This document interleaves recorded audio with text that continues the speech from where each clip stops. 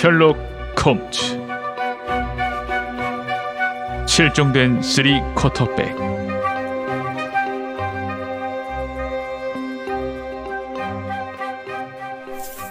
베이커가에 있으면서 우린 이상한 정보를 받는 일에 익숙해져 있었지만 7, 8년 전에 어느 음산한 2월 아침에 배달된 정보는 유독 기억에 생생하게 남아있다.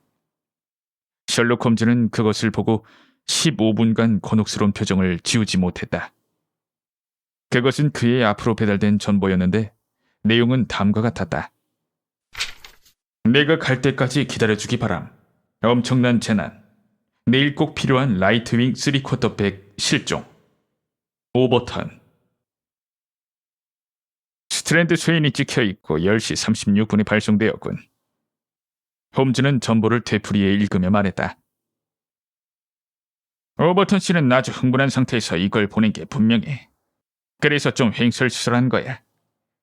그래, 내가 타임스를 다 읽었을 때쯤엔 여기 도착하겠구만. 그때 가면 무슨 얘긴지 다 알게 되겠지. 이렇게 따분한 땐 아무리 하찮은 문제라도 대환영일세. 정말이지, 그때 우린 무척 지루한 나날을 보내고 있었는데 난 그런 정체된 시기를 두려워하게 되었다. 왜냐하면 경험을 통해 내 친구의 두뇌는 비정상이라고 생각될 만큼 활동적이어서 두뇌 활동의 재료가 떨어지면 위험해진다는 것을 알게 되었기 때문이다. 난 오랜 세월에 걸쳐 한땐 그의 활동에 지장을 줄 만큼 심각했던 마약에 대한 기호를 점차적으로 바꿔놓았다. 이제 그는 정상적인 환경에서라면 더 이상 이 인공적인 자극제를 찾지 않았지만 난 그 악마가 아주 죽어버린 게 아니라 그저 잠들어 있을 뿐이라는 것을 잘 알고 있었다. 그런데 그 악마의 잠은 아주 가벼운 것이어서 홈즈의 금욕적인 얼굴이 찌푸려지고 깊숙이 자리 잡은 바닥물을 눈에 수심이 여리는 무의의 시기가 오면 거의 깨어나려고 했다. 그래서 난 이 오버턴이란 사람이 누군진 몰라도 무조건 그에게 감사했다. 왜냐하면 그는 내 친구의 격정에 가득 찬 삶에서 그 어떤 폭풍우보다 더한 위험을 내포하고 있는 아슬아슬한 정적을 깨트려준 의문의 메시지와 함께 나타났기 때문이다. 우리가 예상했던 대로 전보가 도착한 지 얼마 안 되어 그것을 보낸 당사자가 도착했다. 케임브리지 대학교 트리니티 칼리지의 시릴 오버턴이라는 명함이 먼저 들어오고 단단한 뼈대와 근육으로 뭉친 100kg이 넘는 거구의 청년이 들어서는데 우람한 어깨가 양쪽 문설주에 닿을 정도였다. 청년은 걱정으로 해숙해진 예쁘장하게 생긴 얼굴로 우리를 차례로 바라보았다. 셜록 홈즈 선생님? 내 친구가 목례를 했다. 홈즈 선생님, 전 런던 경찰청에 다녀오는 길입니다. 스탠리 홉킨스 경위님을 만나고 왔죠. 그분이 선생님한테 가보라는 충고를 해주시더군요. 사건의 성격상 정규 경찰보단 이쪽 계통이 맞을 것 같다고 하셨습니다. 여기 앉아서 무슨 일인지 말해주게나.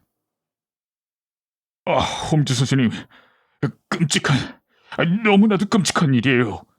제 머리가 하얗게 새지 않은 게 이상할 정도라고요. 가프리스톤턴이라고 물론 들어보셨겠죠? 그 친구는 우리 팀의 대들보입니다. 전 팀에서 선수 둘을 뺐으면 뺐지 3쿼터 라인에서 가프리를 빼진 않을 거예요. 패스든 태클이든 드리블이든 그 친구를 능가할 선수는 없습니다. 게다가 가프리는 머리가 좋고 통솔력이 뛰어나거든요. 전 이제 어떻게 해야 합니까? 홈즈 선생님, 제가 알고 싶은 게 바로 그겁니다. 후보 선수로 무어하우스가 있긴 하지만 그 친구는 하프백으로 훈련받았기 때문에 항상 스크럼 쪽으로 움직이려고만 해요. 무어하우스가 플레이스 킥을 잘하는 건 사실이죠. 하지만 판단력이 떨어진 데다 통 달릴 줄을 모르거든요. 옥스퍼드 팀의 모튼이나 존슨처럼 잘 달리는 선수들과 붙으면 칠 게 뻔하죠. 스티븐스는 잘 뛰긴 하지만 25야드선에서 드롭킥을 할 줄 몰라요. 그런데 펀트나 드롭킥을 못하는 3쿼터백은 아무짝에도 쓸모가 없거든요. 홈즈 선생님, 만약 선생님이 가프리 스톤턴을 찾아주시지 못하면 우린 끝장입니다. 오버턴이 중요한 얘기가 나올 때마다 억센 손으로 자신의 무릎을 찰싹찰싹 때리며 심각하고 격렬한 태도로 장황한 이야기를 쏟아내는 동안 내 친구는 놀람과 즐거움이 교차하는 얼굴로 유심히 귀 기울였다. 손님이 입을 다물자 홈즈는 손을 뻗어 S라는 표제가 붙은 비망록을 내렸다. 그는 다양한 정보가 갈무리된 창고를 뒤졌으나 아무것도 건져내지 못했다. 여길 찾아보니 문서 위쪽에 떠오르는 샛별 아서 H. 스톤턴이 있구만. 또 내 손에 걸려 교수형을 당한 헨리 스톤턴도 있지. 하지만 가프리 스톤턴이란 이름은 처음 들어보는구만. 이번엔 손님이 놀랄 차례였다. 아니, 홈즈 선생님. 전 선생님이 다 알고 계신 줄 알았는데 가프리 스톤턴에 대해 들어본 적이 없다면 시릴 오버턴도 모르신다는 겁니까? 홈즈는 빙글거리며 고개를 가로저었다. 이럴 수가! 운동선수가 소리쳤다. 전 잉글랜드 대 웨일스전의 후보 선수였고 그동안 케임브리지 대학팀의 주장을 맡아왔습니다. 하지만 그건 아무것도 아니에요. 전 영국의 가프리 스톤턴을 모르는 사람이 있을 줄은 꿈에도 몰랐습니다. 케임브리지, 블랙키스, 5개 국제대회를 휩쓴 최고의 3쿼터백을 모르신다니요. 맙소사. 홈즈 선생님, 그동안 도대체 어디서 사셨습니까? 홈즈는 거구의 청년이 순진하게 놀라움을 표시하자 웃음을 터뜨렸다. 오버턴군, 자넨 나와 전혀 다른 세계에 살고 있어. 자네가 있는 곳이 훨씬 더 기분 좋고 건강한 세계지. 나의 촉수는 사회의 각계각층으로 뻗어있지만 다행스럽게도 영국에서 가장 훌륭하고 건전한 아마추어 스포츠의 세계엔 들어가 본 적이 없다네. 하지만 오늘 아침에 자네가 갑자기 찾아온 걸 보니까 그 신선한 공기와 공정한 승부의 세계에도 내가 할 일이 있는 모양이구만. 그러니까 이젠 좀 앉아서 정확히 무슨 일이 있었는지, 그리고 내가 어떻게 도와주었으면 좋겠는지를 찬찬히, 그리고 목소리를 좀 낮춰서 말해주길 바라네.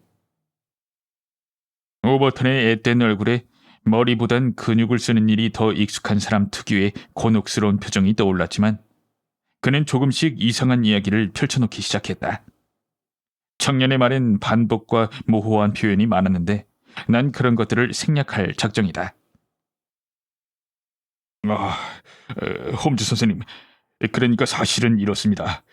먼저 말씀드린 것처럼 전 케임브리지 대학교 럭비팀의 주장이고 가프리 스톤턴은 팀에서 실력이 가장 뛰어난 선수죠. 내일 우린 옥스퍼드와의 일전을 치르게 되죠. 그래서 어제 우린 모두 모여서 벤틀리의 어느 호텔에서 합숙에 들어갔습니다.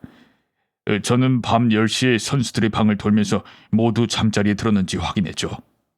강팀이 되려면 맹훈련을 하고 충분한 수면을 취해야 한다는 게 제 소신이니까요. 그런데 가프리가 자고 있지 않기에 이야기를 한두 마디 나눴습니다. 녀석은 얼굴이 창백한 게 무슨 걱정거리가 있는 것 같았죠. 전 무슨 일이 있느냐고 물어봤습니다. 괜찮다고 하더군요. 그저 두통이 약간 있을 뿐이라고만 했습니다. 전 가프리에게 잘 자라고 인사하고 방을 나왔습니다. 그런데 반시간 뒤에 짐꾼이 찾아와서 턱수염을 기른 우락부락한 사내가 가프리에게 보내는 편지를 들고 찾아왔다고 일러주었습니다. 짐꾼은 가프리가 아직 잠자리에 들지 않아서 편지를 전해주었다고 했죠. 가프리는 그걸 읽고 도끼에 맞은 사람처럼 털썩 주저앉았답니다. 짐꾼은 몹시 걱정돼서 날 데려오려고 했는데 가프리가 말렸다고 했습니다. 그리고 물을 한 모금 마시고 기운을 차린 다음 아래층으로 내려갔답니다. 그리고 홀에서 기다리던 남자와 이야기를 몇 마디 나누더니 같이 나갔답니다. 짐꾼이 두 사람을 본 것은 그것이 마지막이었는데 그들은 스트랜드 쪽을 향해 뛰어가다시피 했답니다. 오늘 아침에 녀석의 방은 텅 비어 있었고 침대엔 사람이 들어가서 잔 흔적이 없었습니다. 소지품도 전날 밤에 본 그대로였죠.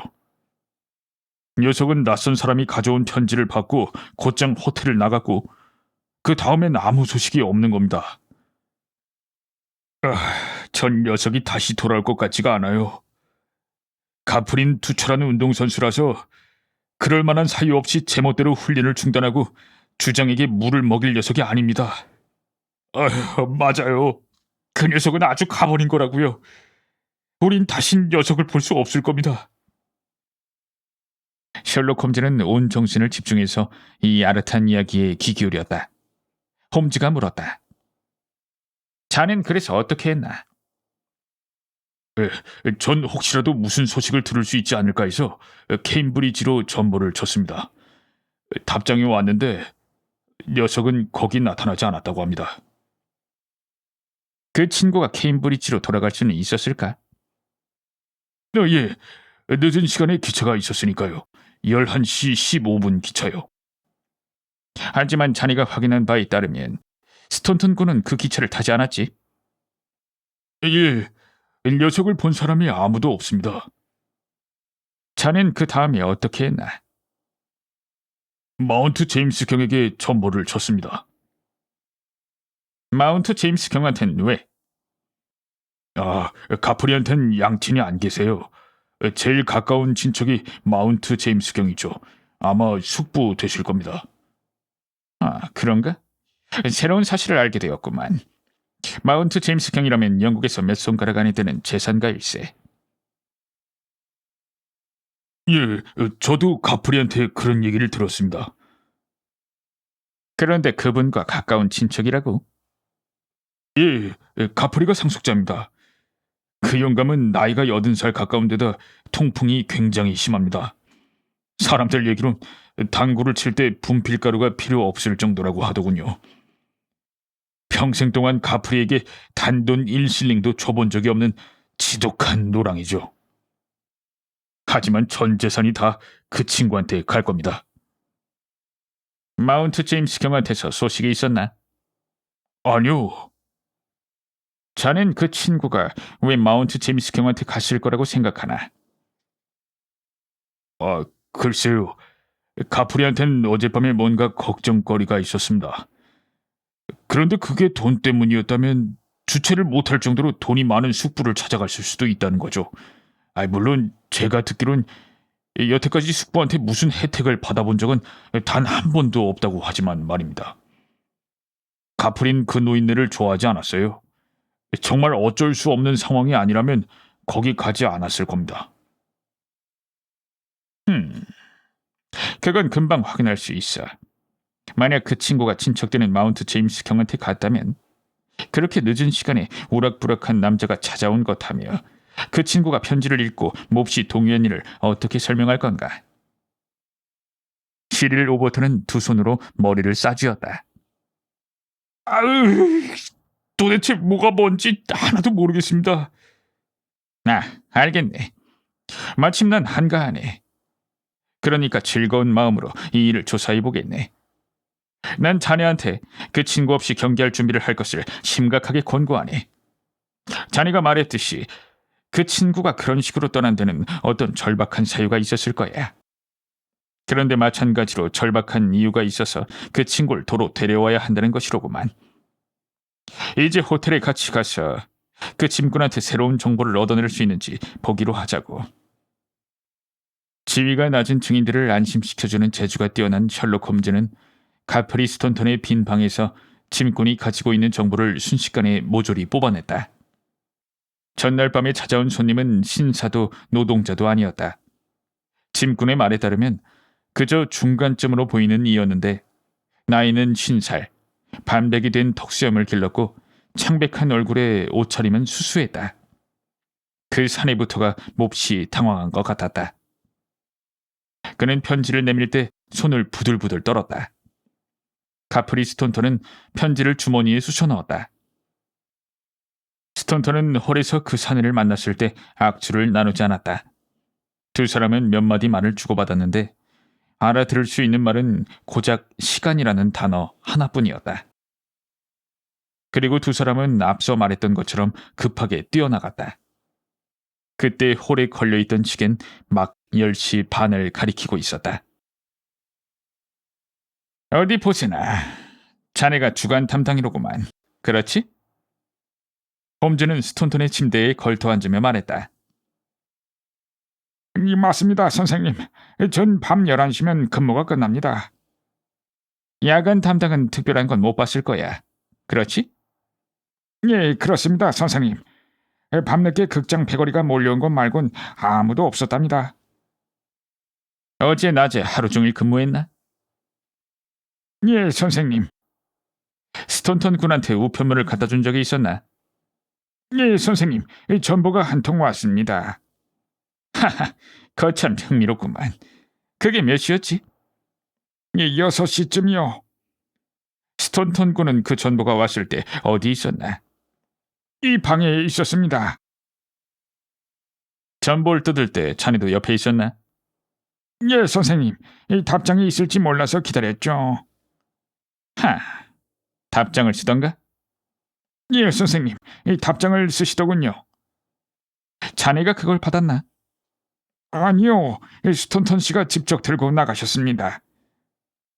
하지만 자네가 보는 앞에서 답장을 썼지. 예, 선생님. 전 문 옆에 서 있었고 그분은 이쪽으로 등을 돌리고 저쪽 탁자 앞에서 답장을 쓰셨습니다. 다 쓰고 난 다음에 됐네 짐꾼, 내가 직접 붙이도록 하지라고 말씀하시더군요. 무엇으로 쓰던가? 펜을 쓰셨습니다, 선생님. 전보 용지는 탁자 위에 있는 것을 썼겠지. 예, 선생님. 맨 윗장에다 쓰셨습니다. 홈즈는 몸을 일으켰다. 그리고 전보 용지를 들고 창가로 다가가서 맨 윗장을 주의 깊게 살펴보았다. 애석하게도 스턴턴 군은 연필로 쓰지 않았어. 그는 실망했다는 듯 어깨를 으쓱하고 전보 용지를 탁자 위에 집어던졌다. 왓슨? 자네도 많이 봤겠지만 연필 자국은 잘 박혀 나오거든. 사실 그것 때문에 행복한 부부들이 숱하게 갈라섰다네. 하지만 여긴 아무 흔적도 남아있지 않아. 그래도 천만다행인 것은 그 친구는 촉이 굵은 기펜으로 썼어. 틀림없이 이 앞지에 무슨 흔적이 남아있을 거야. 하! 그렇군. 바로 이거야. 홈즈는 앞지 한 장을 떼내 다음과 같은 상형 문자를 보여주었다. 시릴 오버턴은 몹시 흥분했다. 그걸 거울에 비춰보세요. 그는 소리를 질렀다. 그럴 필요는 없네.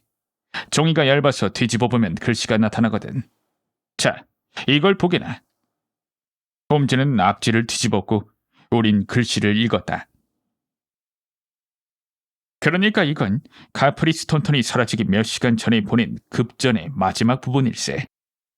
우리가 놓친 부분이 적어도 6단원 되는구만. 하지만 여기 남아있는 제발 우리 곁에 있어 주십시오 라는 말은 그 청년이 엄청난 위험에 봉착했다는 것과 그를 지켜줄 사람이 있다는 것을 증명하고 있어. 여기서 우리라는 단어에 주목하게나 관련된 사람이 더 있다는 걸 의미하거든. 창백한 얼굴에 턱수염을 기르고 몹시 불안해했다는 그 사내가 아니면 누구겠나. 그렇다면 가프리 스턴턴과 그 턱수염의 사내는 무슨 관계일까? 그리고 절박한 위기를 맞은 두 사람이 도움을 요청하고 있는 제3자는 누굴까? 우리의 조사는 이미 이 정도로까지 좁혀졌다네. 그 정보를 누구한테 보냈는지 알아내기만 하면 되겠구만. 난 의견을 내놓았다. 옳은 말이야, 왓슨. 좋은 방법이긴 하지만 그건 나도 벌써 속으로 생각해봤어. 하지만 만약에 자네가 우체국에 들어가서 다른 사람이 보낸 전문의 부본을 보여달라고 요청한다면 그쪽에선 상당히 꺼림칙해 할 걸세. 이런 문제에 대해선 관료적 형식주의가 심하거든. 하지만 난 약간의 요령과 세심함을 발휘하면 무난히 목적을 달성할 거라고 믿고 있네. 그건 그렇고 오버턴 군, 난 자네의 입회하에 탁자 위에 있는 서류를 조사해보고 싶네. 탁자 위엔 여러 통의 편지와 계산서, 수첩이 있었는데 홈즈는 날렵하고 신경질적인 손가락으로 이것들을 하나하나 뒤집어보며 날카로운 시선으로 재빨리 훑어보았다. 여긴 아무것도 없구만. 그는 마침내 말했다. 그런데 난 스톤턴 군이 건강한 청년일 줄 알았는데 그 친구 어디 아픈 데가 없었나? 아니요. 종처럼 튼튼합니다. 병을 앓은 적도 없었나? 네, 한 번도 없었습니다. 경기 중에 정강이를 차여서 쓰러진 적이 있었고 무릎을 삔 적도 있었지만 그건 아무것도 아니었습니다. 그 친구는 자네 생각처럼 그렇게 건강하진 않았던 것 같아. 아무도 모르게 병을 앓고 있었는지도 모르겠어. 자네가 동의해 준다면 여기 있는 서류 한두 가지를 가지고 가겠네. 앞으로 조사하는 과정에서 도움이 될지도 모르니까 말이야. 잠깐만! 불만스러운 외침이 날아와서 고개를 돌려보니 괴상하게 생긴 키 작은 노인이 경련을 일으키며 문 앞에 서 있었다. 노인은 색이 바랜 검정 옷에 챙이 넓은 중산모, 헐거운 하얀 넥타이 차림이었는데 마치 시골뜨기 목사나 장의사에서 나온 문상객 같은 인상을 주었다. 외모는 초라하고 우스꽝스럽기까지 했지만 카랑카랑한 목소리에 격하고 성급한 태도가 주의를 끌었다. 도대체 당신이 누군데 남의 소리에 손을 대는 거요? 노인이 물었다. 전 사립 탐정인데 실종된 가프리 스톤턴 군을 찾기 위해서 노력하고 있습니다. 아, 탐정이시라고. 당신한테 일을 의뢰한 게 누구요? 응? 스톤턴 군의 친구 되는 이 신사가 런던 경찰청을 거쳐 제게 사건을 의뢰했습니다. 자넨 누군가? 저는 시릴 오버턴입니다. 그럼 전보를 친 게 바로 자네로구만. 난 마운트 제임스 경이라고 하네. 난 베이스워터 합성마차를 타고 최대한 빨리 달려왔네. 그래서 자네가 탐정한테 일을 의뢰했다고? 예, 그렇습니다. 그럼 비용은 자네가 지출할 텐가? 가프리를 찾게 되면 틀림없이 그 친구가 돈을 낼 거라고 생각합니다. 하지만 그 애를 못 찾으면 어떡할 텐가? 응? 한번 대답해보게. 그럴 경우엔 아마 그 친구의 가족이... 어린 반푼어치도 없는 소리 하지 말게. 작은 노인이 꽥 소리를 질렀다. 나한테는 1페니도 기대하지 말게나. 단돈 1페니도 말이야. 탐정 선생, 당신도 잘 알아두시오. 가프리의 가족은 나뿐인데 분명히 말해두지만 난 전혀 책임지지 않을 거요. 그 녀석이 무슨 유산을 상속받게 된다면 그것은 내가 돈을 낭비하지 않은 덕분이지. 그런데 지금부터 재산을 물려주고 싶은 생각은 눈꼽만큼도 없거든. 그리고 당신이 멋대로 이용하려는 그 서류에 대해서 말이야. 거기에 혹시 뭔가 귀중한 것이 있을지도 모르니까 당신은 그걸 가지고 무엇을 했는지에 대해 반드시 보고하도록 하시오. 아, 예, 좋습니다. 셜록 홈즈는 말했다. 그런데 경은 조카분의 실종에 관해서 혹시 마음속으로 짚히는 게 없습니까? 아니, 전혀 없어. 가프리는 제 한 몸 충분히 건사할 만큼 컸어. 녀석이 길을 잃을 정도로 바보라면 난 녀석을 찾는 일에 대한 책임을 인정하지 않겠소이다. 경의 입장은 충분히 이해가 갑니다. 홈즈의 두 눈이 장난스럽게 반짝거렸다. 그런데 경은 제 생각을 전혀 이해하지 못하시는군요. 가프리 스톤턴은 가난한 학생처럼 보입니다. 만약에 누가 그런 학생을 납치했다면 그 학생의 얼마 안 되는 재산 때문일 리 없습니다. 그러나 경은 재산이 많기로 해외에까지 소문난 분이죠. 강도들이 경의 집 구조, 생활 습관, 재물에 대한 정보를 빼내기 위해서 조카님을 데려갔을 가능성이 매우 높습니다. 불쾌한 손님의 얼굴이 목에 두른 넥타이처럼 하얀색으로 변했다. 아이, 맙소사 선생, 어떻게 그런 생각을 다 하시오? 난 그런 흉악한 짓거리에 대해서는 생각해 본 적이 없소이다. 세상에, 그렇게 몰인정한 악당들이 다 있다니. 하지만 가프리는 좋은 아이요. 아주 건실한 녀석이지. 무슨 일이 있어도 그 애는 이 늙은 숙부에 대한 얘긴 한마디도 입 밖에 내지 않을 거요.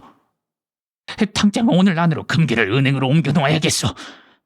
탐정 선생, 그동안 수고를 아끼지 마시오. 부탁이니 그 애를 무사히 구출할 때까지 의심스러운 곳을 샅샅이 찾아봐 주시오. 돈에 대해서는 5파운드나 10파운드까지는 언제든 내드리겠소. 노랑이 귀족은 마음이 달라진 뒤에도 쓸만한 정보를 내놓지 못했는데 사실 조카의 사생활에 대해선 아는 게 전혀 없었던 것이다. 유일한 단서는 반토막난 전보뿐이었으므로 홈즈는 이곳을 베껴서 간직하고 사슬의 두 번째 고리를 찾으러 출발했다. 우린 마운트 제임스경을 떼어냈고 오버턴은 발등에 떨어진 불에 대해 팀의 다른 선수들과 의논하기 위해 떠났다. 호텔에서 그리 멀지 않은 곳에 전신국이 있었다. 우린 그 앞에서 걸음을 멈추었다. 왓슨, 시도해볼 만한 가치는 있을 거야. 물론 전문 부본에 열람 요청을 하려면 영장을 제시해야 하지만 아직 그렇게 할 만한 단계는 아니거든. 하지만 여긴 아주 붐비는 곳이니까 직원들이 사람 얼굴을 다 기억하진 못할 걸세. 한번 해보자고. 홈즈는 창살 너머에 앉아있는 젊은 여성에게 한껏 부드러운 목소리로 말을 붙였다. 이렇게 폐를 끼치게 되어서 매우 죄송합니다. 제가 어제 전보를 보낼 때 약간 실수를 했거든요. 아직 답장을 못 받았는데 아무래도 깜빡하고 끝에 이름을 적지 않은 것 같은 생각이 드는군요. 정말인지 확인해 주실 수 있겠습니까? 젊은 여성은 부본 묶음을 들췄다. 아, 그게 몇 시죠? 그녀가 물었다. 6시 넘어서였습니다. 수신자 이름은요? 홈즈는 내 쪽을 흘끗 곁눈질하며 입술에 손가락을 가져다 댔다. 마지막 말이 곁에 있어 주십시오 였습니다. 그는 은밀하게 속삭였다. 답장이 안 와서 저는 정말 좌불안석입니다. 젊은 여성은 한 장을 골라냈다. 여기 있어요. 이름을 쓰지 않으셨군요. 그녀는 그것을 카운터 위에 펼쳐놓았다. 역시 그것 때문이었습니다. 이런 맙소사. 정말 바보 같은 짓을 했군요. 안녕히 계십시오. 아가씨 덕분에 마음을 놓게 되었으니 정말로 감사드립니다. 다시 거리로 나왔을 때 홈즈는 혼자 킬킬거리며 두 손을 마주 비볐다. 참, 어떤가? 난 물었다. 여보게나, 일이 술술 풀리는구만. 난 그 전문을 슬쩍 들여다보는 방법을 7가지나 생각해 놓았지만 이렇게 단번에 성공할 줄은 몰랐거든. 그래서 어떤 성과를 얻었냐고? 어디서 조사를 시작해야 할지 알아냈지. 그는 큰 소리로 마차를 불러세웠다. 킹스 크로스역으로. 그럼 기차를 타고 갈 거야? 아무렴. 자네하고 같이 케임브리지로 달려가야 할 것 같아. 정황으로 보아 그쪽이 유력해 보이거든. 덜컹거리는 기차에 몸을 싣고 가는 동안 나는 물었다. 여보게, 자넨 그 친구의 실종 원인에 대해서 짐작가는 게 없어? 우린 숱한 사건에 손을 댔지만 이렇게 동기가 불분명한 사건은 처음인 것 같아. 자넨 정말 누가 돈 많은 삼촌에 대한 정보를 빼내려고 그 친구를 납치했다고 생각하진 않겠지? 여보게 왓슨. 솔직히 말해서 그건 별로 가능성이 높은 얘기가 아니야. 하지만 그 역겹기 짝이 없는 노인의 태도를 바꾸는 데는 그만한 게 없거든. 그건 정말 그랬어. 그럼 자네 생각은 뭔가? 몇 가지를 생각해 볼 수 있겠지. 자넨 이번 사건이 중요한 경기를 앞둔 시점에 일어났고, 그리고 하필이면 팀의 승리의 견인차 역할을 할 선수가 관련됐다는 게 상당히 의미심장하다는 걸 인정해야 할 걸세. 물론 그것은 우연의 일치일 수도 있겠지. 아마추어 스포츠엔 원래 내기 도박 같은 게 없지만 장외에선 수많은 사람들이 승부를 걸고 내기에 참여하는 게 현실이거든. 그러니까 경마를 하는 무례배들이 경주마에게 상처를 입히듯이 누군가 선수에게 부상을 입히려 했다고 볼 수도 있는 거지. 이게 한 가지 가능성일세. 또 다른 가능성은 그 청년이 실제로 막대한 재산의 상속자라는 사실과 관련된 건데, 지금은 아무리 가진 게 없다고 해도 몸값을 노리고 상속자를 납치하려는 음모가 꾸며졌을 가능성도 완전히 배제할 수는 없거든. 하지만 그런 얘기론 전보에 대해서 설명할 수 없어. 왓슨, 자넨 전곡을 찔렀어. 우리가 조사해야 할 단 하나의 물증은 바로 그 전보일세. 그러니 다른 것에 주의를 분산시켜서는 안 되네. 지금 케임브리지를 향해 달려가는 것도 이런 정보를 보낸 이유를 밝혀내기 위한 것이야. 현재 우리의 조사 방향은 불분명하지만 저녁 때까진 문제가 완전히 풀리거나 아니면 조사가 상당히 진전될 거라고 장담할 수 있네.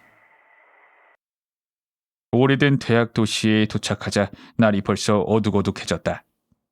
홈즈는 마차를 잡아타고 레슬리 암스트롱 박사의 집으로 가자고 했다. 잠시 후 우린 번화가에 있는 커다란 저택 앞에서 마차를 내렸다. 우린 집 안에서 한참을 기다린 끝에야 진찰실에 들어갈 수 있었다. 의사는 책상 앞에 앉아 있었다. 레슬리 암스트롱이라는 이름을 전혀 몰랐다는 것은 내가 얼마나 오랫동안 의사라는 직업에서 멀어져 있었는지 나타내준다. 난 이제 그가 케임브리지 대학교 의과 대학의 원로일 뿐 아니라 과학의 여러 분야의 사상가로서 유럽 전역의 명성을 떨치고 있다는 사실을 잘 알고 있다. 하지만 그의 찬란한 이력에 대해 모른다 해도 커다랗고 각진 얼굴과 수많은 눈썹 아래 자리 잡은 사색적인 눈, 그리고 화강암으로 빚은 듯한 강인한 턱을 한번 보기만 해도 강렬한 인상을 받게 된다. 심오한 성격의 소유자, 활발한 정신에 엄격하고 금욕적이며 과묵한, 한마디로 만만치 않은 인간. 난 레슬리 암스트롱 박사를 이렇게 보았다. 그는 내 친구의 명함을 들고 엄격한 얼굴에 별로 달갑지 않은 표정을 띠고 우리를 쳐다보았다. 셜록 홈즈 선생, 당신 이름을 들어본 적이 있어. 그리고 당신 직업이 어떤 것인지도 잘 아오. 내가 절대 찬성할 수 없는 그런 직업 중에 하나지. 그렇다면 박사님께서는 이 나라에서 일어나는 모든 범죄 행위에 대해서 동조하게 되는 것입니다. 내 친구는 나직하게 말했다. 당신의 노력이 범죄의 억제를 지향하는 한 당신은 사회의 모든 분별 있는 구성원의 지지를 받을 거요. 물론 난 경찰력만으로도 충분하다고 생각하지만 말이요. 탐정이라는 직업이 사회적 지탄을 받는 것은 개인의 비밀을 캐내고 다니거나 아니면 덮어놓은 게 나은 가족 간의 문제를 들춰내고 그 위에 당신보다 바쁜 사람들의 시간을 낭비하기 때문이요. 예를 들면 지금도 난 당신의 말상대를 해주는 대신 논문을 집필하고 있어야 하오. 박사님, 물론 그러시겠죠. 하지만 이 대화가 그 논문보다 더 중요할지도 모릅니다. 또 말이 나왔으니 하는 말인데, 우린 박사님께서 비난조로 열거하신 것과는 정반대의 일을 하고 있습니다. 우린 개인의 사생활을 노출시키지 않으려고 애쓰지만 일단 사건이 경찰의 손에 넘어가면 그런 사태는 불가피해집니다. 간단히 말하면 박사님은 날 이 나라의 정규군에 앞장서서 가는 비정규군으로 보셔도 좋습니다. 난 가프리 스톤턴군에 대해 알고 싶은 게 있어서 왔습니다. 뭘 말이요? 박사님은 스톤턴군을 잘 알고 계십니다. 그렇죠? 그 청년은 나와 가까운 사이요. 스톤턴군이 실종됐다는 사실을 아십니까? 저런. 박사의 억센 얼굴은 무표정하기 이를 데 없었다. 스톤턴군은 어젯밤에 호텔에서 나갔습니다. 그 다음엔 전혀 소식이 없었죠. 틀림없이 돌아갈 거예요. 내일 대학 럭비 경기가 열립니다. 난 그따위 아이들 장난에 아무 관심이 없어. 물론 그 청년을 알고 또 아끼기 때문에 그의 안위에 대해선 몹시 염려하고 있지만 말이요. 럭비 경기는 내 사전에 없소이다. 그럼 전 박사님께서 스톤턴군의 실종 사건에 대한 조사에 관심을 가져주시기 바랍니다. 박사님은 그 친구가 어디 있는지 아십니까? 전혀 모르오. 어제 이후에 그 친구를 본 적이 있으십니까? 못 봤소. 스톤턴군은 건강한 청년입니까? 물론이요. 그 친구가 병을 앓은 적은 없습니까? 그런 적 없소. 홈즈는 서류 한 장을 꺼내 박사의 눈앞에 들이댔다. 그럼 지난달에 가프리 스톤턴 군이 케임브리지의 레슬리 암스트롱 박사에게 지불한 이 13기니짜리 진료비 영수증에 대해 설명해 주십시오. 이건 그 친구의 책상에서 찾아낸 것입니다. 박사의 얼굴이 분노로 시뻘겋게 달아올랐다. 홈즈 선생, 내가 당신한테 설명해야 할 이유가 어디에 있단 말이오? 홈즈는 영수증을 도로 수첩에 끼워 넣었다. 공개적인 해명을 선호하신다면 조만간 자리를 마련하겠습니다. 이미 말씀드린 것처럼 다른 사람들 같으면 신문에 공개하겠지만 난 그냥 덮어둘 수 있습니다. 그러니까 알고 계신 걸 다 털어놓는 게 현명할 것입니다. 난 아는 게 없소이다. 런던에 있는 스톤턴 군한테서 연락이 왔죠. 그런 적은 없소. 왜 자꾸 이러십니까? 또 전보 얘기를 해야겠군.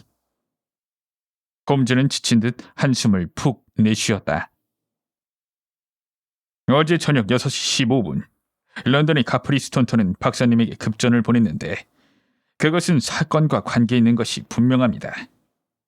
그런데 박사님은 전보를 받은 적이 없다고 발뺌하시는군요. 그것은 정말 무책임한 말씀입니다. 정 그러시면 이곳 경찰서에 찾아가서 신고하겠습니다.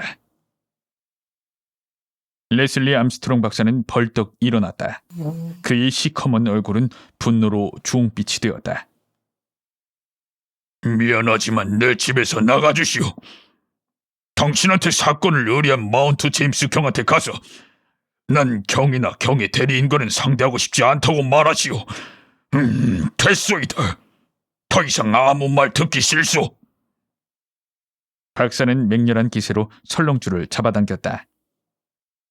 존, 이 신사분들을 모시고 나가게. 잘난 척하는 집사가 우릴 사정없이 문 밖으로 내몰았고 우린 거리로 밀려났다. 홈즈는 웃음을 터뜨렸다.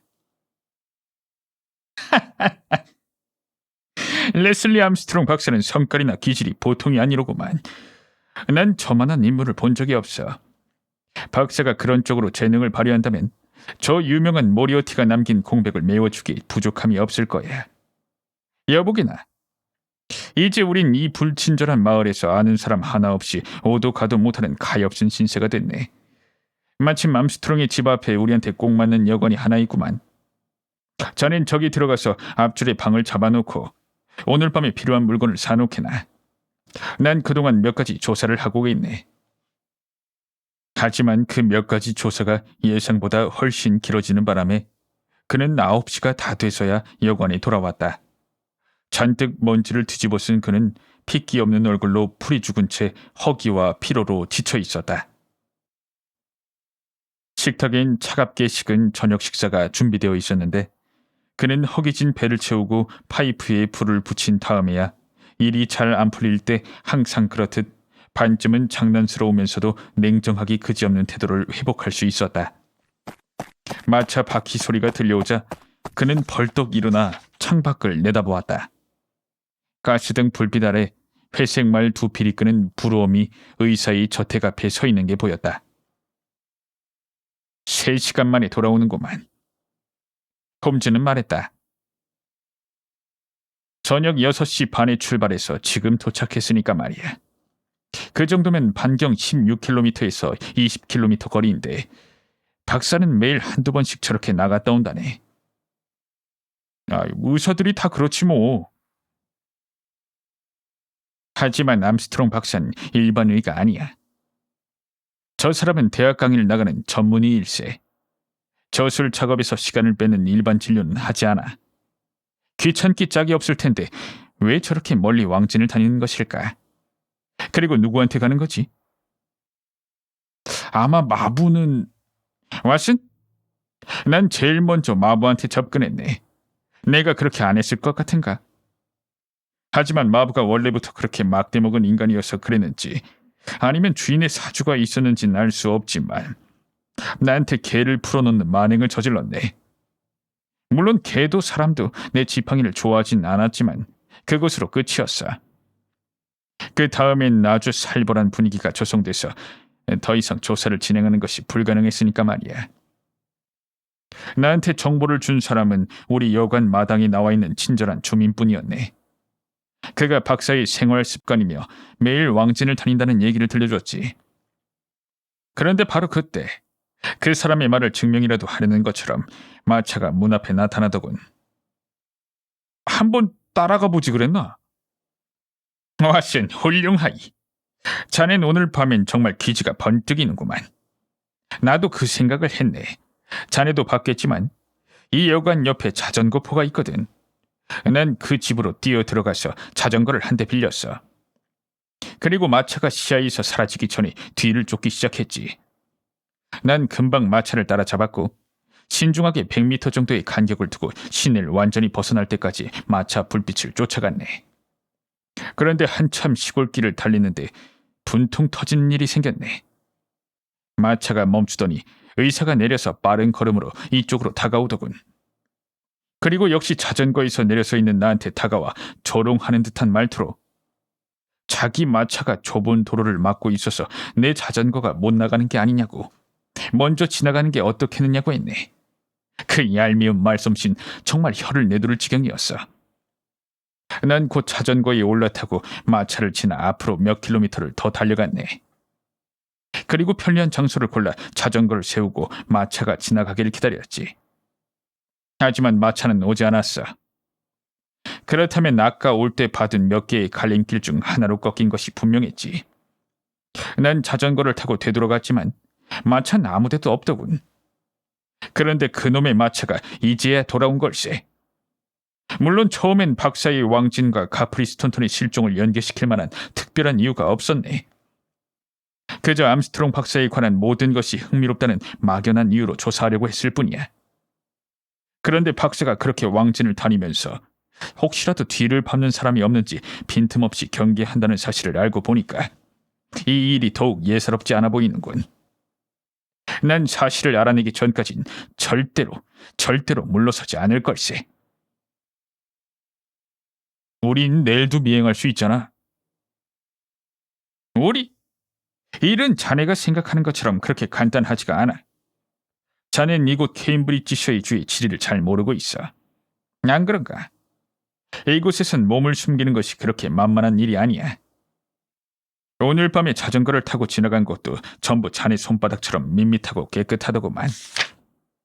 게다가 오늘 밤에 멋지게 증명해 준 것처럼 상대는 바보가 아닐세. 난 오버턴에게 런던에서 뭔가 새로운 일이 있으면 이 주소로 알려달라고 전보를 쳤는데 그동안 우리가 할 수 있는 일은 암스트롱 박사를 주시하는 것뿐이네. 전신국의 그 친절한 아가씨가 보여준 급전 부본엔 바로 암스트롱 박사라는 이름이 씌어져 있었거든. 박사는 그 청년이 어디 있는지 알고 있는 게 틀림없어. 그렇다면 우리도 어떻게 해서든 그걸 알아내야 해. 그렇지 못하면 그것은 우리의 실책일 수밖에 없네. 지금 결정적인 패를 치고 있는 건 박사가 틀림없지만 왓슨, 자네도 알다시피 게임을 흐지부지 끝내는 것은 내 성미에 맞지 않거든. 하지만 다음 날도 우린 문제 해결에 한 발짝도 더 다가서지 못했다. 조반을 마친 뒤 편지 한 통이 전달됐는데 홈즈는 빙그레 웃으며 그것을 내게 건네주었다. 이보게나 선생, 분명히 말해두는데 내 뒤를 따라다니는 건 시간 낭비요. 어젯밤에 당신도 봤겠지만 내 마차 뒤엔 창문이 나 있어. 당신이 자전거로 32km를 돌아서 출발 지점으로 되돌아가고 싶다면 내 뒤를 따라와도 좋소. 뿐만 아니라 내 뒤를 염탐하고 다니는 일은 가프리 스톤턴 군에게 하등 도움이 되지 않는다는 사실을 알아두시오. 당신이 그 청년을 위해 해줄 수 있는 일은 지체 없이 런던으로 돌아가서 의뢰인에게 조카를 찾는 데 실패했다고 보고하는 거요. 케임브리지에 있어봤자 시간만 낭비하게 될 테니까 말이오. 레슬리 암스트롱. 참으로 솔직하고 정직한 상대일세. 홈즈가 말했다. 박사가 자꾸만 궁금증을 붙이질하는구만. 난 기필코 사실을 밝혀내야겠어. 마차가 또 문 앞에 서 있구만. 내가 말했다. 박사가 올라타는구만. 그러면서 이쪽 창문을 흘끗 올려다보았어. 오늘은 내가 자전거를 타고 운을 시험해볼까? 여보게, 그건 안 되네. 물론 자네의 타고난 통찰력은 높이 평가하지만 자네가 저 대단한 의사 선생의 상대가 될 것 같진 않아. 나 혼자 탐문 수사를 하는 편이 목적 달성에 용이할지도 모르겠어. 아무래도 자넨 혼자 있어야 할 것 같으니. 조용한 시골 마을에 호기심 많은 이방인이 둘이나 나타나면 말들이 많을 테니까 말이야. 이 유서 깊은 도시엔 기분 전환이 될 만한 볼거리가 좀 있을 걸세.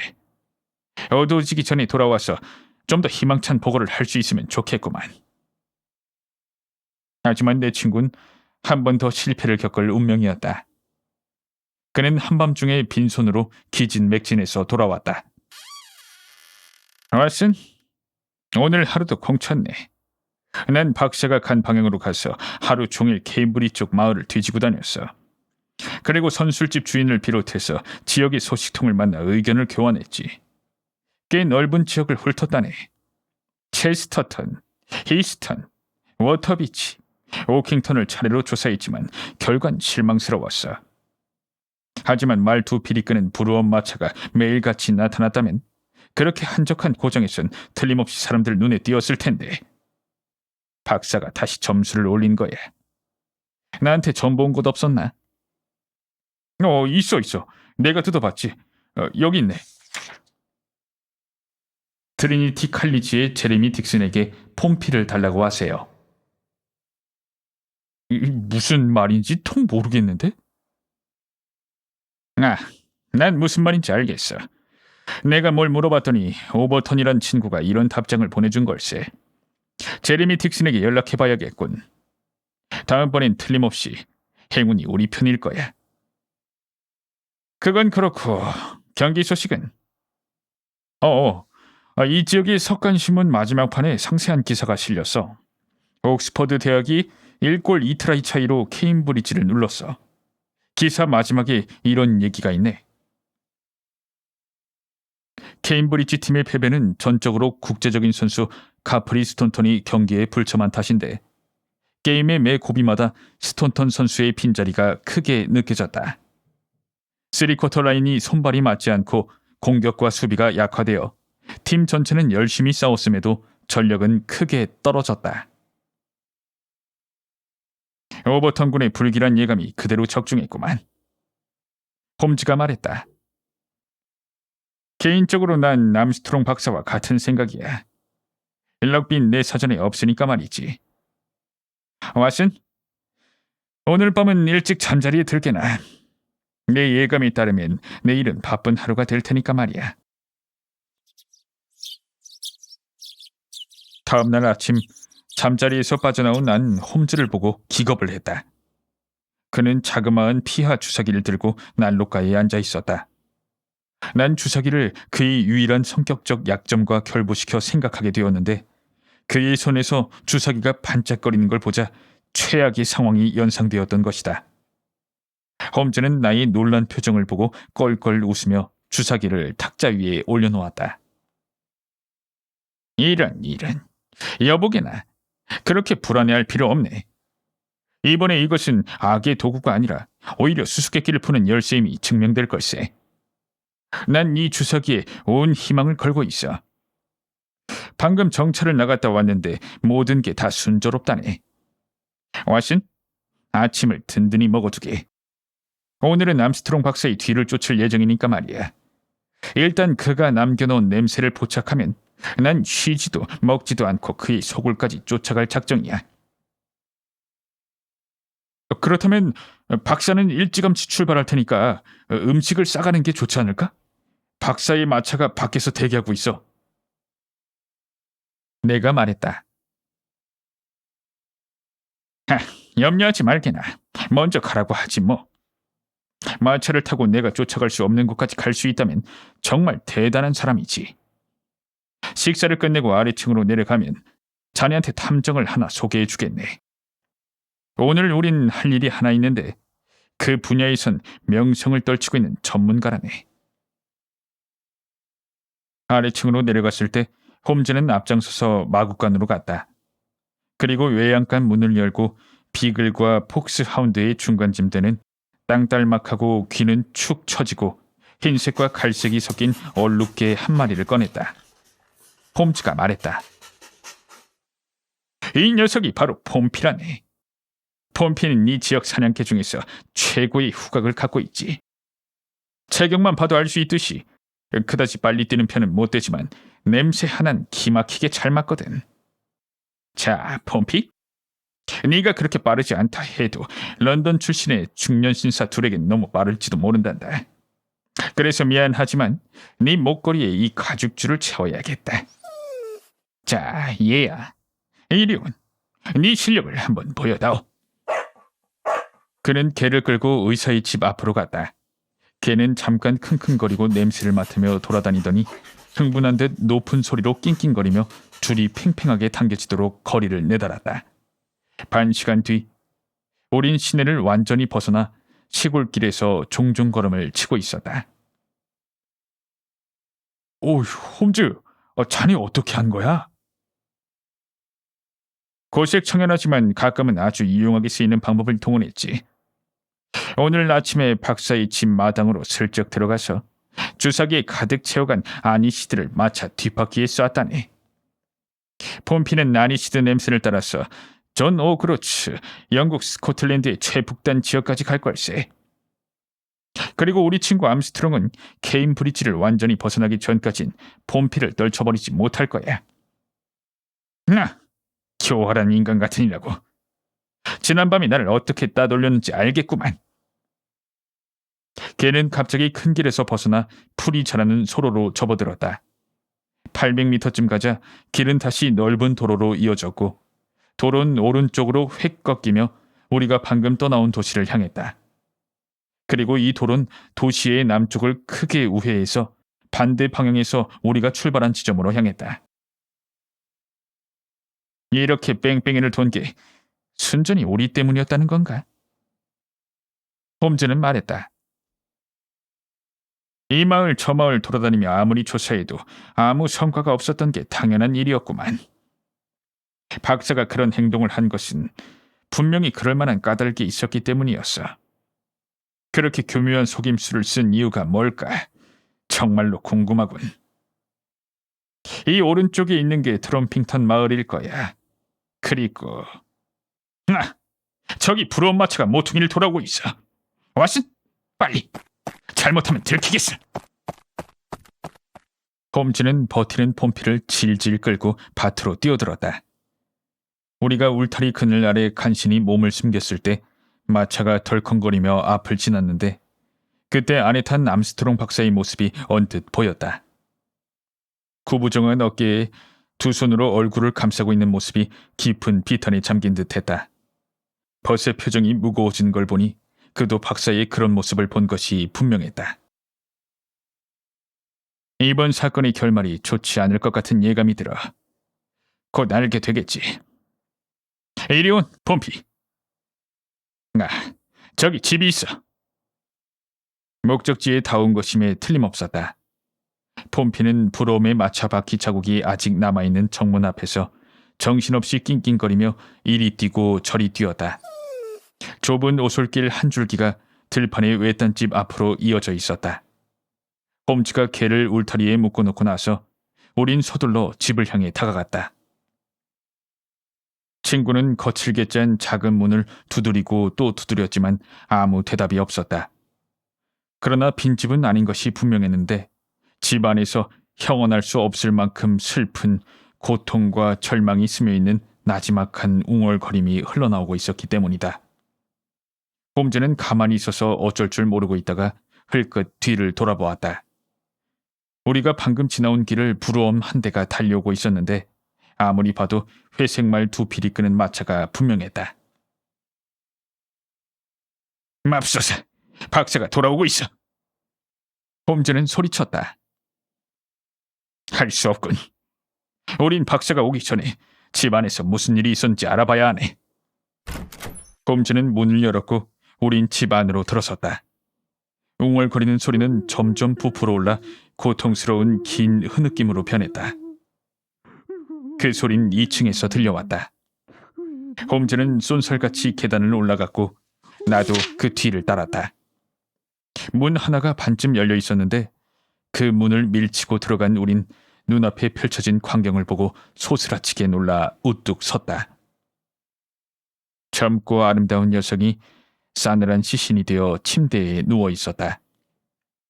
얼굴은 창백하지만 평온했고 긴 금발머리는 침대 위에 흐트러져 있었으며 광채를 잃어버린 푸른 눈이 멍하니 허공을 응시하고 있었다.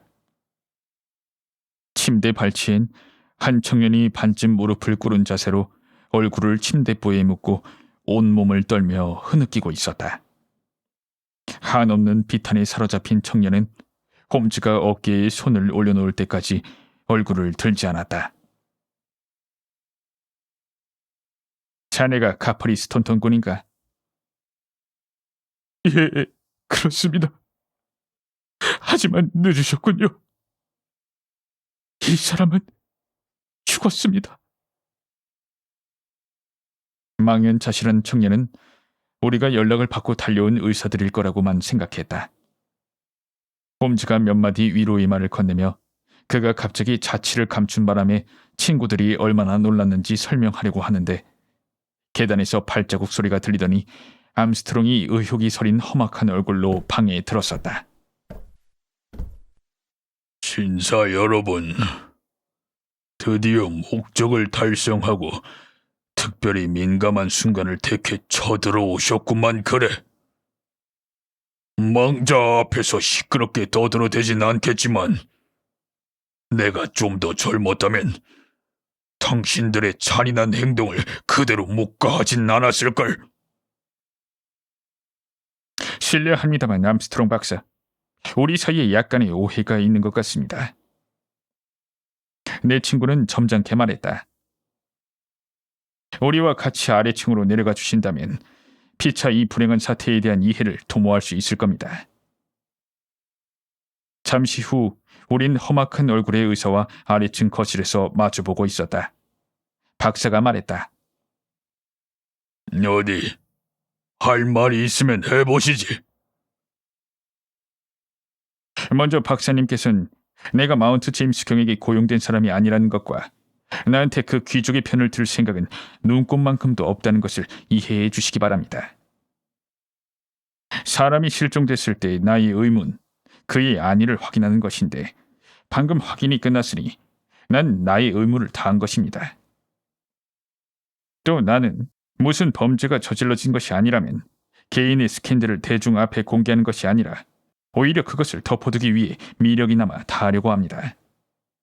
내가 보기에 이번 일엔 어떤 불법 행위도 없는 듯한데 그것이 사실이라면 박사님은 사건이 신문에 공개되지 않도록 협력하겠다는 나의 약속을 전적으로 믿으셔도 좋습니다.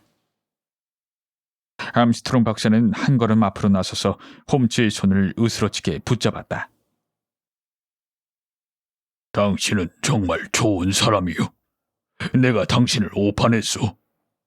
난 가엾은 스톤턴을 이런 상태로 혼자 놔두고 가는 게 마음이 걸려 마차를 돌려서 돌아왔는데 이렇게 당신을 만나 오해를 풀게 되었으니 하늘에 감사할 따름이요.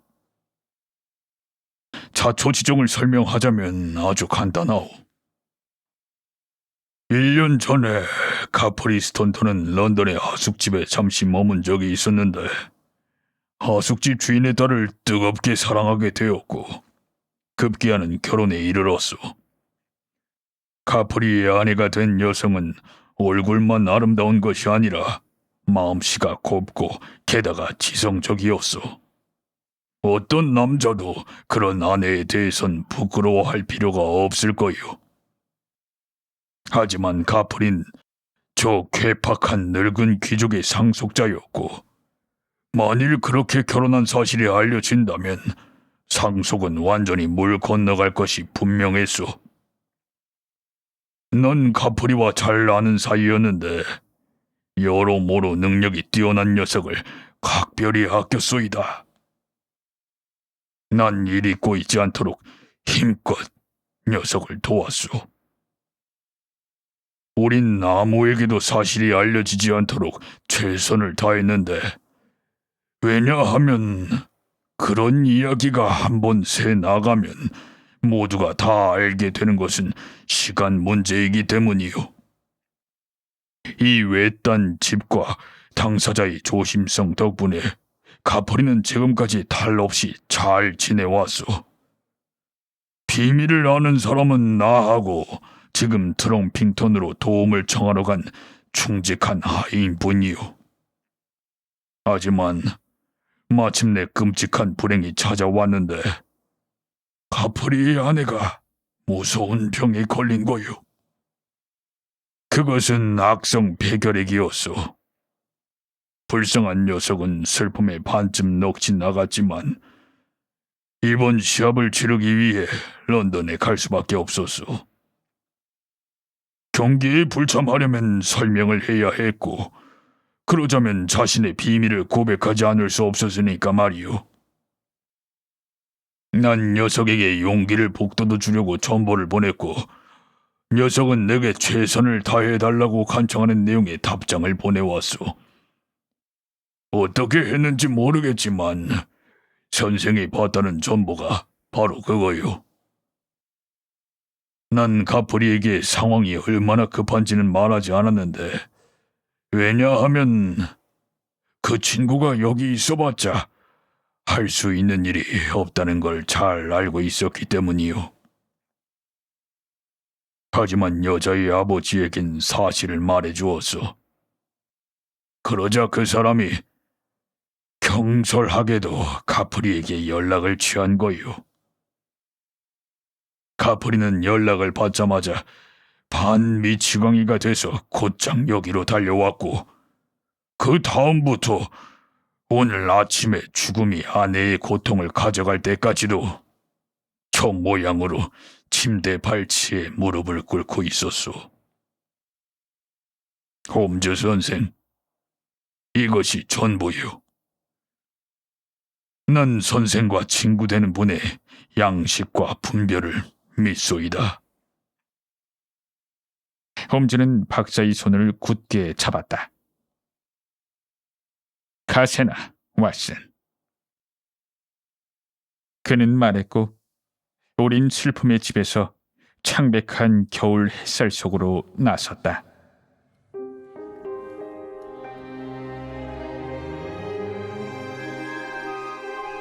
셜록 홈즈. 실종된 3쿼터백. 오늘 밤 책 한 잔.